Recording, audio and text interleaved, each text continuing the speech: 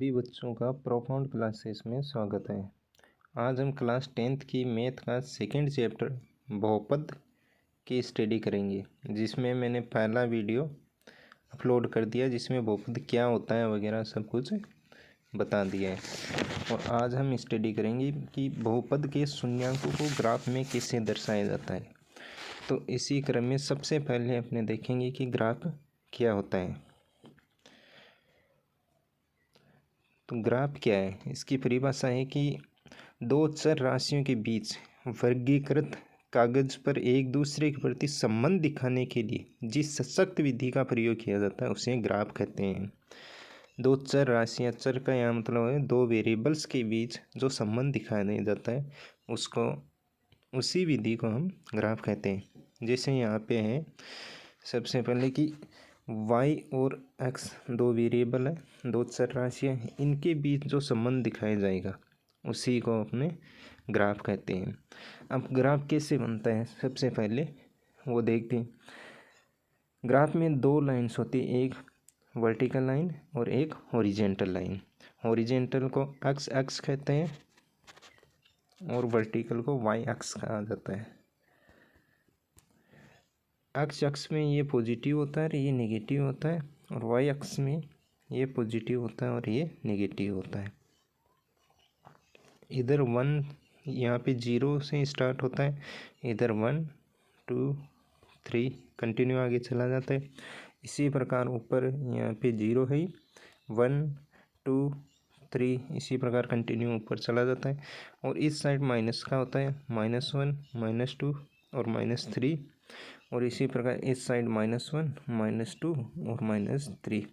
इस प्रकार ये कंटिन्यू चलता रहता है और इसी में अपने बहुपद के शून्यांकों को दर्शाते हैं।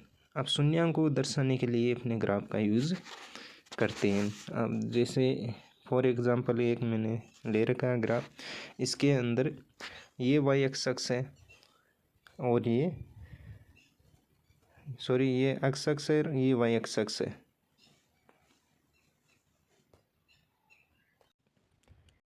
तो इस ग्राफ के अंदर देखते हैं सबसे पहले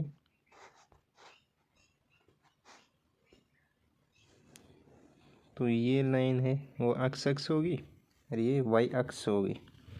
अब इसमें अपने एक इक्वेशन ले ली कि y इक्वल्स टू 2x + 3, एक समीकरण अपन ने ले ली 2x + 3। अब ये लाइन की इक्वेशन है, ये लाइन की इक्वेशन है। इस लाइन के ऊपर जो भी पॉइंट होता है वो इस समीकरण को सेटिस्फाई करेगा। मतलब जैसे इस लाइन पे एक पॉइंट ले लिया 0,3, तो ये 0,3 इसको सेटिस्फाई करेगा। यहाँ पे 0 क्या है, 0 x है, 0 तो x है।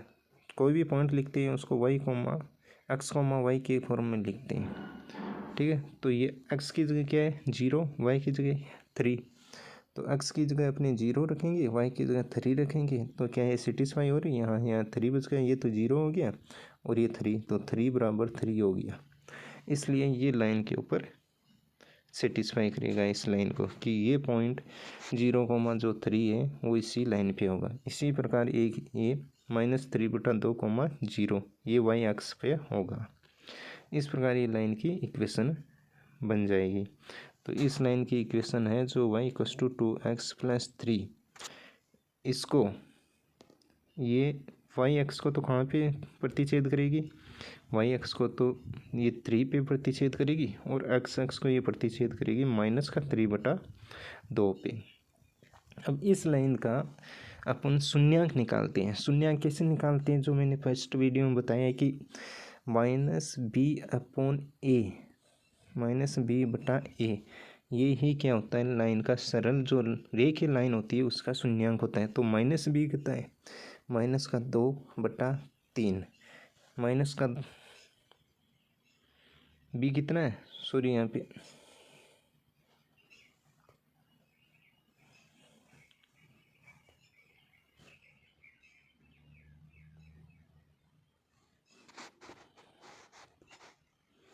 अब देखो ये यहाँ पे b कितना है, -b/a, ये किसी लाइन का क्या होता है, शून्यांक होता है। सरल रेखीय लाइन का शून्यांक होता है। तो माइनस का बी मतलब माइनस का 3 बटा ए कितना है 2। तो ये किसी इस लाइन का क्या है शून्यांक है। तो ये जो शून्यांक है वो अक्ष को प्रतिच्छेद करेगा। वो ये शून्यांक ही अक्ष के क्या होते हैं प्रतिच्छेद बिंदु के निर्देशांक होते हैं। ये सबसे इम्पोर्टेंट पॉइंट है आज का कि किसी भी लाइन के जो शून्यांक होते हैं वो एक्स लाइन के प्रतिच्छेद बिंदु के निर्देशांक होते हैं उसके। ओके, नेक्स्ट अपने चलते हैं।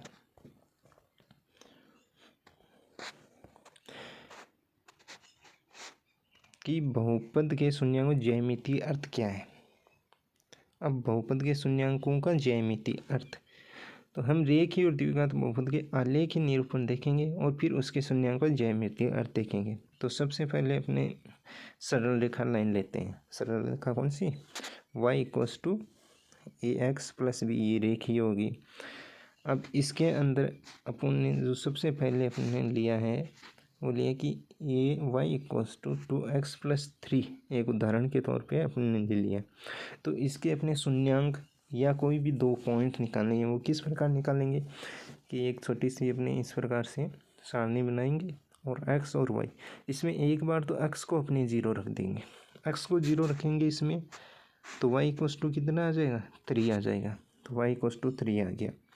फिर एक बार अपने y को 0 रख देंगे, y को 0 रख देंगे तो x की वैल्यू फाइंड करेंगे। तो x की वैल्यू यहाँ से कितनी आ जाएगी, x बराबर -3/2 आएगी। x बराबर -3/2, ये गलत है, -3/2 आएगी x बराबर। ठीक है, यहाँ से -3/2 आएगी x बराबर।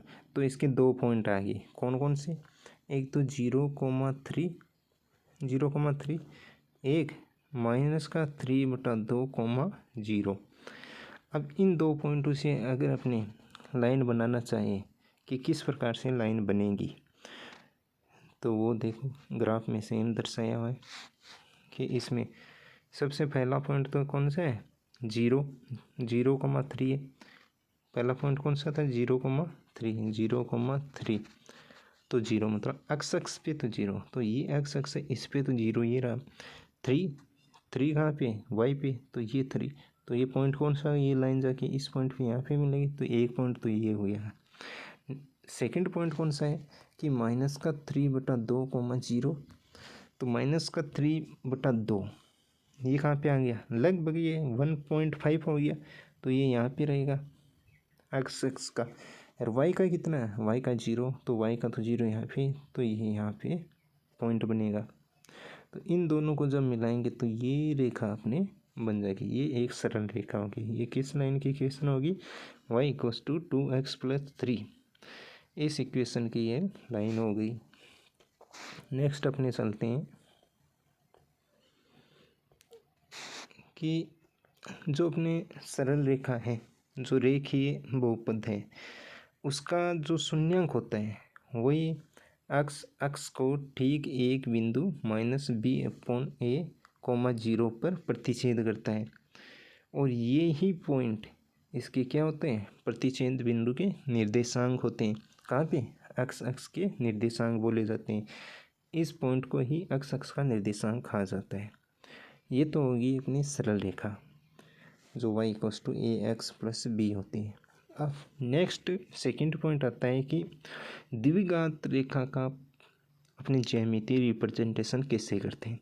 तो सबसे पहले द्विघात रेखा होती क्या है, तो y=ax² + bx+c, ये द्विघात है। इसमें पावर कितनी है x की 2 है, इसलिए इसको अपने क्या बोलेंगे, द्विघात इक्वेशन, द्विघात समीकरण।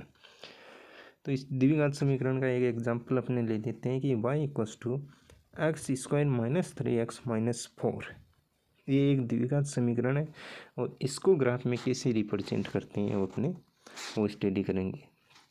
तो सबसे पहले तो अपने को पॉइंट निकालना सीखना चाहिए। पॉइंट कैसे निकालते हैं कि अपने अक्ष की वैल्यू रखते जाते हैं।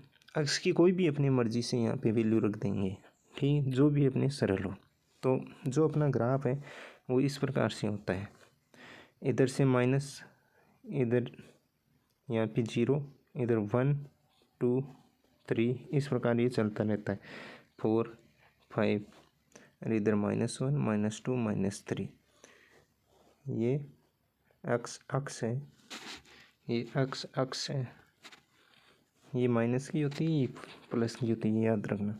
तो अपने क्या करते हैं, इधर से माइनस से रखना स्टार्ट कर देते हैं। स्टार्टिंग में अपने -2 रख देते हैं सबसे पहले एक्स की वैल्यू। यहाँ पे -2 रखेंगे तो -2 का स्क्वायर -3 इंटू -2 -4, तो इसकी वैल्यू कितनी आ जाएगी, यहाँ तो 4 आ जाएगी, 4 से 4 कैंसिल हो जाएगा और ये माइनस और माइनस प्लस हो जाएगा, 3 इंटू 2 6 हो जाएगा, तो 6 आ गई। इसी प्रकार -1 रखेंगे तो इसकी वैल्यू 0 आ जाएगी, 0 रखेंगे तो इसकी वैल्यू -4 आ जाएगी। अब एक्स की वैल्यू 1 रखेंगे तो -6 आएगी, एक्स की वैल्यू 2 रखेंगे तो -6 आएगी फिर से, और 3 रखेंगे तो -4 आएगी, 4 रखेंगे तो 0 आएगी एक्स की, वाई की वैल्यू। एक्स की वैल्यू 5 रख दी तो वाई की वैल्यू अपने पास 6 आ गई। अब इतने सारे अपने पास पॉइंट आ गए। ये सब के सब क्या है, अपने इस लाइन के, इस जो लाइन है इसके ये बिंदु है। कैसे बिंदु कैसे लिखते हैं, -2, 6, ये एक पॉइंट हो गया। दूसरा पॉइंट हो गया -1, 0, ये दूसरा पॉइंट हो गया। तीसरा हो गया 0, -4। चौथा हो गया 1, -6 और पाँचवा हो गया 2, -6। छठा हो गया 3, -4 और बाद में होगा 4, 0 और 5, 6। ये इतने सारे अपने पास पॉइंट हो गए। अब इन पॉइंट्स को अपने रिप्रेजेंट करेंगे ग्राफ में। तो देखो सबसे पहले देखते हैं कि -2, 6 ये पॉइंट कहाँ पे आएगा। देखो ये ग्राफ है, ये वाई एक्स है, पूरी लाइन, ये एक्स है सॉरी, और ये वाई एक्स है लाइन। तो सबसे पहला पॉइंट आता है वो आता है -2, ये किस पे होगा, एक्स एक्स पे, तो -2 ये रहा। और 6 वाई पे कितना है, 6, ये रहा 6। इन दोनों प्रतिच्छेद बिंदु ये बनेगा, तो ये इसका एक पॉइंट बन गया। इसी प्रकार -1, 0 -1 ये रहा, और वाई का क्या है 0, तो यही पॉइंट हो गया। फिर होता है 0, -4। अब एक्स तो 0 है और -4 है वाई, तो वाई नीचे की तरफ क्या होता है, नेगेटिव होता है, इसलिए अपने नीचे की तरफ जाते हैं। और नेक्स्ट देखते हैं कि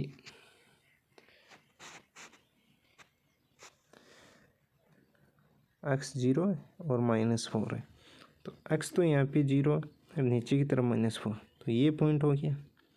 और इसी प्रकार 1, -6, 1 तो क्या है एक्स की वैल्यू और 6 है वाई की वैल्यू, तो 1 यहाँ पे और वाई 6 यहाँ पे है, तो ये पॉइंट हो गया, ये एक पॉइंट हो गया। बाद में 2, -6, अब 2 वाई का, एक्स का तो 2 है और -6 है वाई की वैल्यू, तो ये एक पॉइंट हो गया यहाँ पे। और इसी प्रकार 3, -4, 3 तो है एक्स की वैल्यू और -4 है वाई की, तो -4 यहाँ पे, तो ये एक पॉइंट हो गया। और 4, 0, अब ये 4 है, एक्स की वैल्यू 4 है, 0 है वाई की, तो ये यहाँ पे आ गया 4, 0। फिर 5, 6, जो कि वाई एक्स की वैल्यू तो 5 यहाँ से जाएगी, और ये प्लस में आ गई की बार वाई, तो प्लस में वाई यहाँ पे होता है, तो यहाँ का प्रतिच्छेद बिंदु यहाँ पे, तो ये पॉइंट हो गया। अब इन सभी पॉइंट्स को अगर अपने मिलाते हैं तो देखो ग्राफ बनेगा। एक पॉइंट ये हो गया, एक ये हो गया था, एक ये हो गया, एक नेक्स्ट नेक्स्ट नेक्स्ट नेक्स्ट। अब सभी पॉइंट्स को अपने मिलाते हैं तो ये एक प्रकार से ग्राफ बनता है। इस ग्राफ को अपने कहते हैं परवलय ग्राफ, और ये द्विघात समीकरण का ग्राफ बनता है। ये एक्स एक्स को दो जगह पे काटता है, 2 पॉइंट्स पे प्रतिच्छेद करता है। तो इस द्विघात समीकरण के शून्यांक कितने होंगे, 2 होंगे। ये ध्यान रखना, इस द्विघात समीकरण के शून्यांक कितने होंगे, 2। जितने पॉइंट्स पे एक्स एक्स को प्रतिच्छेद करता है उस समीकरण के उतने ही शून्यांक होते हैं। ठीक है, इस प्रकार अपने फिर इसी क्रम में अपने आगे बढ़े तो अपने देखते हैं कि इसके वास्तव में किसी द्विघात बहुपद के लिए संगत समीकरण y equals to A X square plus B X plus C के ग्राफ का आकार या तो ऊपर की ओर होगा जैसे इसमें पहले बना हुआ था ऐसे होगा, या फिर नीचे की ओर होगा ऐसे होगा। अब ये दोनों चीज़ किस पे डिपेंड करती है? किसी भी द्विघात समीकरण, जो द्विघात अपनी समीकरण थी y equals to A X square plus B X plus C, इस आकार को अपने परवलय प्रकार का या पैराबोलिक टाइप का आकार बोलते हैं। ठीक है, ये पैराबोलिक टाइप का आकार होता है। अब इसका या तो मुँह ऊपर की तरफ होगा परवलय का या नीचे की तरफ होगा, ये डिपेंड करता है इस ए पे। ए जो कांस्टेंट होता है, जो अचर राशि होती है, जो अक्स स्क्वायर का गुणांक होता है। सीधा सा याद रखना कि एक्स स्क्वायर के गुणांक पे डिपेंड करता है कि इसका आकार ऊपर की तरफ होगा या नीचे की तरफ होगा इसका मुंह। तो देखो, ए अगर पॉजिटिव है, ए क्या अभी वाले इक्वेशन में पॉजिटिव था ए, तो इसका आकार ऊपर की तरफ होगा। अगर ए नेगेटिव है तो इसका मुंह नीचे की तरफ होगा। ये दो पॉइंट अपने को याद रखने इस कंडीशन में कि द्विघात समीकरण जो है उसका आकार या तो ऊपर की तरफ होगा या नीचे की तरफ होगा। ओके, तो फिर ये समझ में आ गया। नेक्स्ट अपने चलते हैं।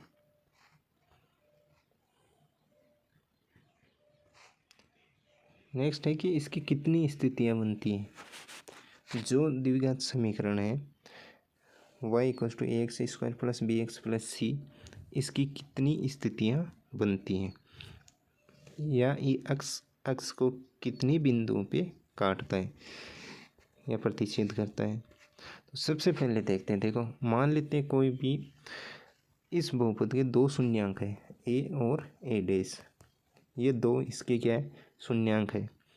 तो या तो इसका आकार द्विघात समीकरण में ए अगर पॉजिटिव है तो ए पॉजिटिव है तो इस प्रकार से बनेगा, अगर ए नेगेटिव है तो इस प्रकार से बनेगा। और ये दोनों क्या है इसके, ये पॉइंट जो अक्ष को प्रतिच्छेद कर रहे हैं वो पॉइंट इसके निर्देशांक हो जाएंगे, इसके अक्ष के निर्देशांक हो जाएंगे। लेकिन इसके दो शून्यांक है, इस कंडीशन में इसके कंपलसरी कि इसके दो शून्यांक हो और इसके भी दो शून्यांक हो। अब अपने नेक्स्ट स्थिति में लेते हैं कि इसके मान लेते हैं कि जो शून्यांक है वो एक ही है, या जो भी दो शून्यांक है तो वो समपाती है।